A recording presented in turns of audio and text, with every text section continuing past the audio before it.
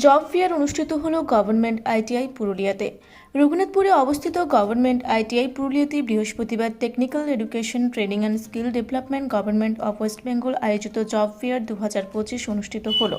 অনুষ্ঠানে স্বাগত ভাষণ দেন গভর্নমেন্ট অফ আইটিআই পুরুলিয়ার deputy director of industrial training Abhijit Kundu.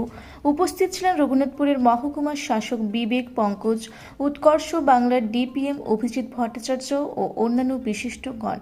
মেলায় বিভিন্ন কোম্পানির কাছে 672 জন অংশগ্রহণ করেন ও তাদের মধ্য থেকে 154 জনকে অফার লেটার ও 74 জনকে সিলেকশন করা হয়। মেলায় মোট 14টি কোম্পানি অংশগ্রহণ করে। জব ফেয়ারকে কেন্দ্র করে ডিপ্লোমা, আইটিআই, ভিটিসি, রাজ্য সরকারের অধীনস্থ শর্ট টার্ম কোর্স থেকে পাশ করা সার্টিফিকেট হোল্ডারদের সকাল থেকেই উৎসাহ ছিল চোখে পড়ার মতো।